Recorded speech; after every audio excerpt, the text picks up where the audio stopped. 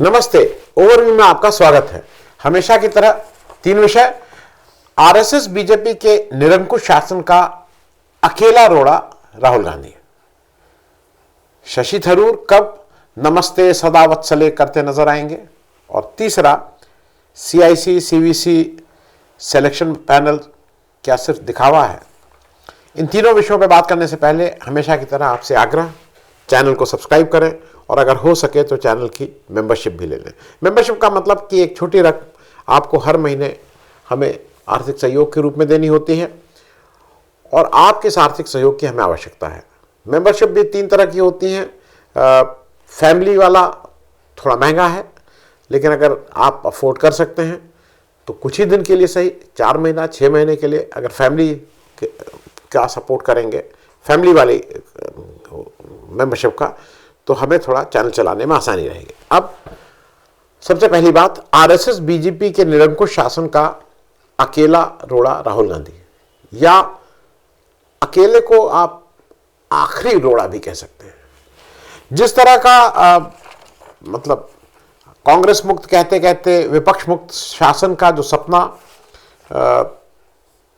RSS और BJP, Narendra Modi ji हमेशा देखते हैं, उसमें एक ही व्यक्ति ऐसा है जो उस सपने को पूरा नहीं होने दे रहा है। और इसीलिए राहुल गांधी के ऊपर पूरा संघ परिवार जुटा हुआ है, घुमा फिरा के कहीं ना कहीं से उनको डिस्क्रेडिट करने की मुहिम आज से नहीं है। ये उनको बिल्कुल पता था कि अगर कोई व्यक्ति जो वैचारिक तौर पे, जो ईमानदारी के तौर पे, जो अपनी समझ के तौर पे, जो स्टेट्समैनशिप के तौर पे, जो पढ़ाई लिखाई के तौर पे इनके जो इनको सबसे मुश्किल करेगा, उसका नाम राहुल गांधी है। राहुल गांधी को पप्पू बनाने के लिए कितने करोड़ों रुपए खर्च हुए, अब तो ये सब सार्वजनिक है। कितने हजारों करोड़ रुपया खर्च किया गया, एजेंसीज नियुक्त की गई, पप्पू पप्पू करो। लेकिन उसी पप्पू ने जब भारत जोड़ो यात्रा जैसा एक भागीरथ प्रयास किया तो वो सारा पप्पू धुल के कहीं और चला गया। लेकिन मैं ये बात आगे बढ़ाऊं उससे पहले मुझे कभी कभी ये लगता है कि ओरिजिनल पप्पू पने की बात करने वाले नरेंद्र मोदी, जो आलू से सोना बनाने की बात करते थे, ही वेंट स्कॉट फ्री। उनके ऊपर आंच भी नहीं आई, छींटा भी नहीं आया, जबकि ये तो उनका ओरिजिनल आइडिया है कि आलू से सोना बनेगा। ये उनकी ओरिजिनल आइडिया है भाई। इस आइडिया के लिए दुनिया में कभी कोई पुरस्कार अगर रखा जाएगा तो मोदी जी को दिया जाएगा। नाले की गैस से वो खाना बनाने लगते हैं, चाय बनाने लगते हैं। वो जब रडार आता है तो रडार के उसमें, माफ कीजिएगा, जब बादल आता है तो उसमें रडार काम नहीं करता। ऐसे करके वो भारतीय वायुसेना को उड़ने के लिए कहते हैं कि उड़ जाओ। ऐसे समझदार कहिए, मतलब क्या इनको बोलेंगे। ऐसा व्यक्ति जो पप्पू एक नहीं, अगर 1 लाख नहीं 100 करोड़ पप्पू अगर खत्म होंगे के ऊपर एक इस तरह के नाले से गैस बनाने वाले व्यक्ति कुर्बान है, वो व्यक्ति पप्पू की बात करता है। दिक्कत क्या है, इन सब लोगों को राहुल गांधी की कुछ चीजों से दिक्कत है। क्वालिफिकेशन की बात कर लीजिए, कोई डिग्री छुपाने की जरूरत नहीं है, डिग्री सार्वजनिक है। जहां अमेरिका पढ़े, जहां यूके में पढ़े, जहां इंडिया में पढ़े, सब जगह सार्वजनिक है। और किन हालात में पढ़े ये भी सार्वजनिक है। दादी की हत्या, पिता की हत्या, कैसे किस दौर में पढ़े ये भी सार्वजनिक है। मैं एक चीज और कहूंगा, ये भी उनके संस्कार, राहुल गांधी के संस्कार दिखते हैं। जो संस्कार को मानता या समझता है उसको साफ साफ संस्कार दिखते हैं। संस्कार आपके परिवार से, आपके एनवायरनमेंट से, आपके दोस्त मित्रों से, आपकी पढ़ाई लिखाई से, इससे आते हैं और वो संस्कार सामने दिख रहे हैं। कौन किस बैकग्राउंड से आया है, कौन महंगे कपड़े पहनने के लिए लालायित रहता है, कौन आधी बांह का कुर्ता पहन के एक साधारण से उसमें कपड़े पहनते पहनते आज दुनिया के सबसे महंगी घड़ी, सबसे महंगा चश्मा, सबसे महंगा पेन, महंगा जूता, महंगा शॉल, सारी महंगी चीजें पहनते हैं, ये सामने है। अब नया राहुल गांधी के ऊपर अब इस समय आक्रमण हो रहा है संघ से, बीजेपी से, कि राहुल गांधी विदेश क्यों जाते हैं। यह बताया जा रहा है कि राहुल गांधी सीरियस नहीं है साहब, विदेश घूमते रहते हैं। राहुल गांधी की अगर इच्छा होती तो विदेश में रह भी सकते थे। आपकी तो इच्छा थी, याद है ना मोदी जी, आपकी इच्छा थी, आप कैसे अमेरिका गए थे। और आपको यह भी याद है कि नहीं याद है कि जब आपका 2005-2006 में आपका वीसा अमेरिका ने कैंसिल कर दिया था। तो ये एक बिल्कुल सुनियोजित साजिश या षड्यंत्र कह दीजिए, ये आरएसएस और बीजेपी का है कि बार बार आम आदमी पार्टी में सब जगह भरते रहोगे राहुल गांधी विदेश जाते, बिना बात के जाते, क्यों जाते, इंटरेस्टेड नहीं है, पार्ट टाइम पॉलिटिशियन है, ये सब चीजें। जो भ्रमण करता है वो भी एक नॉलेज का पार्ट होता है, लेकिन राहुल गांधी के किसी भी भ्रमण के लिए नॉलेज का पार्ट है। और एक नई चीज आपने अभी देखी कि अब अमित शाह भी उसको लीड कर रहे हैं कि कांग्रेस की हार का कारण राहुल गांधी का विदेश जाना है। मतलब अगर इस तरह की बातें आप सुबह शाम करेंगे, और इसमें जो सबसे दुख की बात है कि आरएसएस अपना काम करे ठीक है, बीजेपी अपना काम करे ठीक है, अमित शाह ये बोले ठीक है, कांग्रेस के कुछ लोग भी दबिजवा विदेश तो नहीं जाना चाहिए, मतलब वो भी दबी छुपी जबान में ये कहने लगे हैं कि विदेश इतना जाने की जरूरत नहीं, जब यहां इलेक्शन है तो। झूठ बिल्कुल। बिहार के समय बताया गया विदेश चले गए, कहां विदेश चले गए। तो अच्छा, बीजेपी इस मामले में सिद्धहस्त है। झूठ को कैसे सच बना दिया जाए, इसमें कोई उसका मुकाबला, ये खुद एडमिटेड उनका है ये। तो एक तो मुझे लगता है कि ये एक डिफिकल्ट चीज है राहुल गांधी को डिस्क्रेडिट करना। दूसरा, अमित शाह को लगता है कि वो जिस तरह की गुंडाई करते हैं, जिस तरह की गुंडों वाली भाषा बोलते हैं, वो बाहर तो लोग सुन लेंगे। वो जब संसद के अंदर आके बोलते हैं कि 30 साल का मेरा एक्सपीरियंस है, 30 साल का मेरा एक्सपीरियंस है, 30 साल का आपका एक्सपीरियंस, अमित शाह जी आप ढक्कन हैं अगर मोदी जी ना हो तो। अकेले जाके देख लीजिए ना कोई इलेक्शन, कह दीजिए मोदी जी से कि हाँ मत जाइए, मैं इलेक्शन के लिए अकेले। आप लोगों को डरा के धमका के, क्योंकि ईडी सीबीआई ये सब आपके पास है, इसलिए आपके लोग सुन रहे हैं। आपकी पार्टी के लोग आपके नहीं सुनेंगे। आपको जो ये लग रहा है ना कि आप बड़े के नेता बन गए हैं। मैं 30 साल का अगर आपका सही में एक्सपीरियंस है, तो जो भाषा आप कल बोल रहे थे, आप गाली गलौज करेंगे संसद में रह के, आप गाली गलौज करेंगे और आपके कुछ चाटुकार बोलेंगे कि वो जो आप साला बोलेंगे, और फिर कहा जाएगा स्लैंग है। तो हमारे यहां भी कुछ स्लैंग बोली जाती हैं, तो वो दिन मतलब आप साला बोलिए, आपका एक सांसद जो है वो कटुआ बोले, और उसके बाद आप कहिए कि स्लैंग है, और उसकी कोई कार्रवाई ना हो। आपको जो गाली दी थी, आपको अगर सही स्पीकर होता, सोमनाथ चटर्जी होते, तो निकाल के बाहर फेंक दिए होते आपको।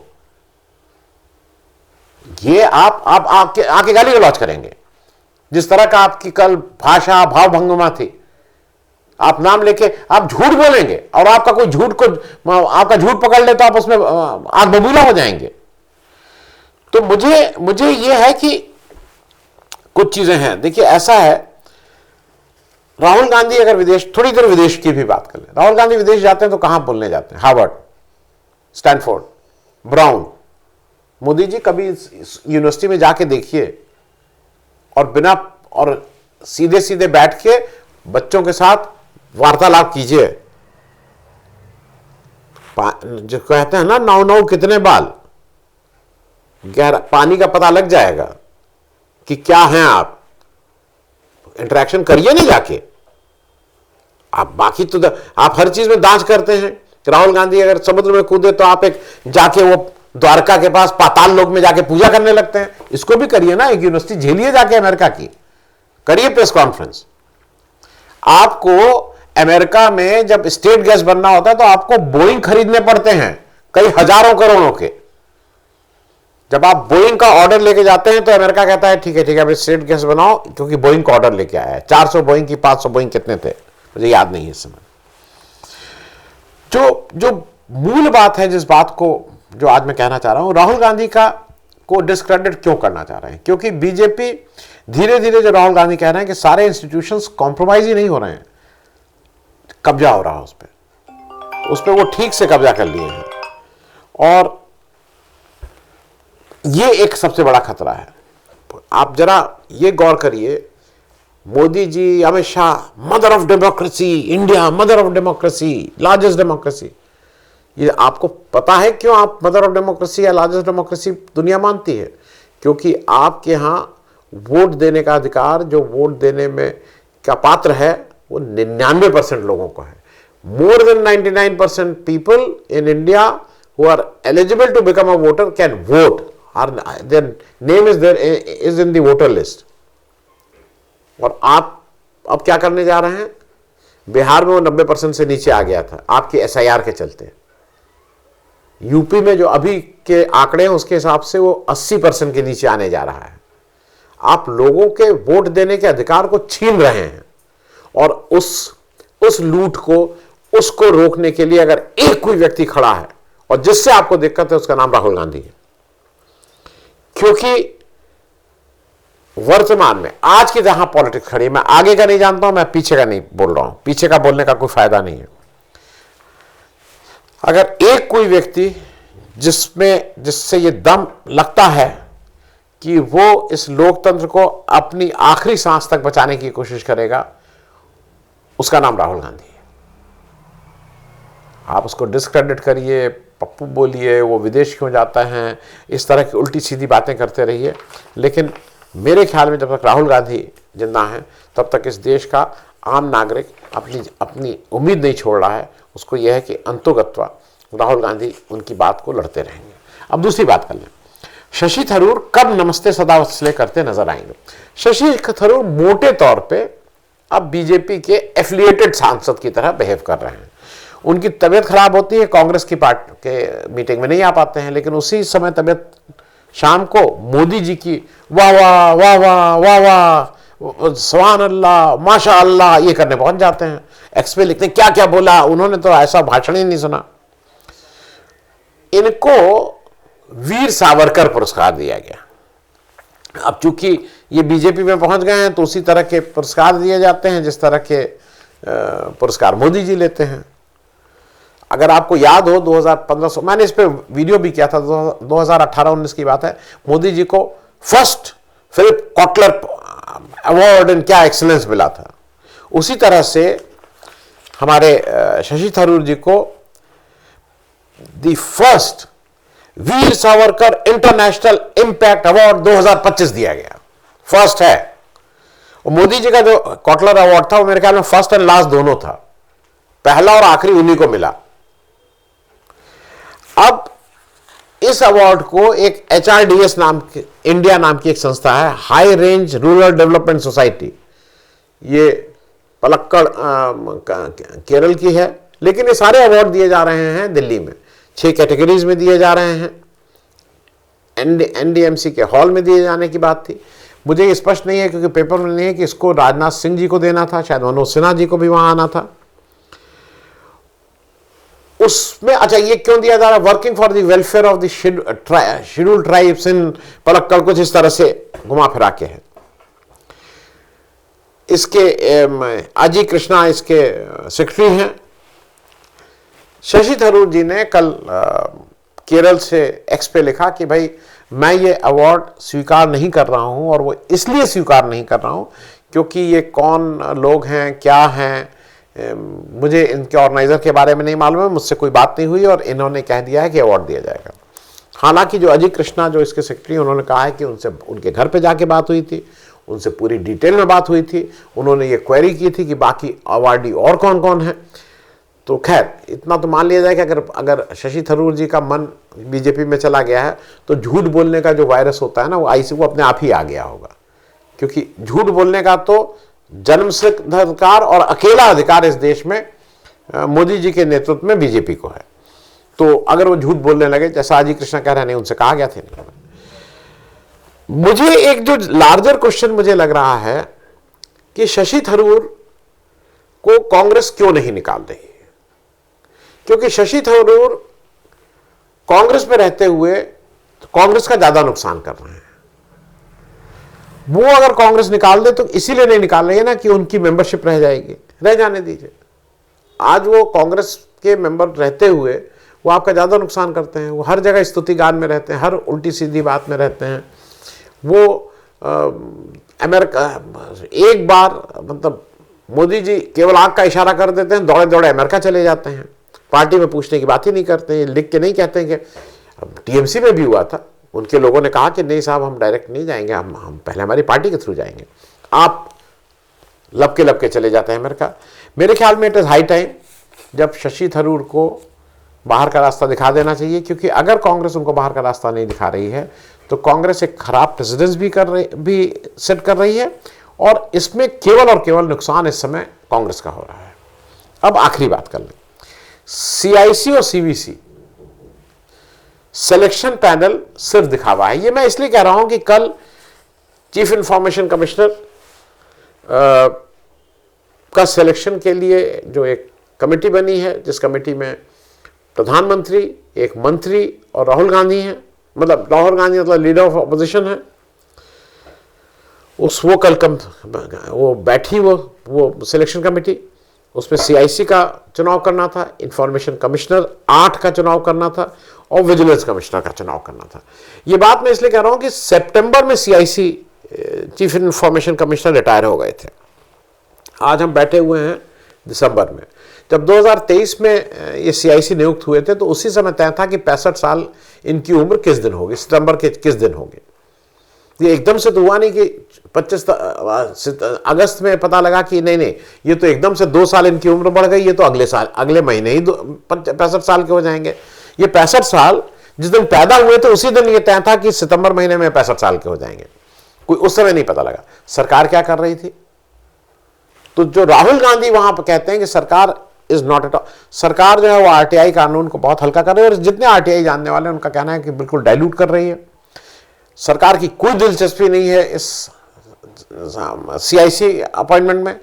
10 पोस्टें होती हैं इंफॉर्मेशन कमिश्नर की, केवल 2 हैं वहां, 8 खाली हैं। इसका कोई एक्सप्लेनेशन सरकार के पास नहीं है।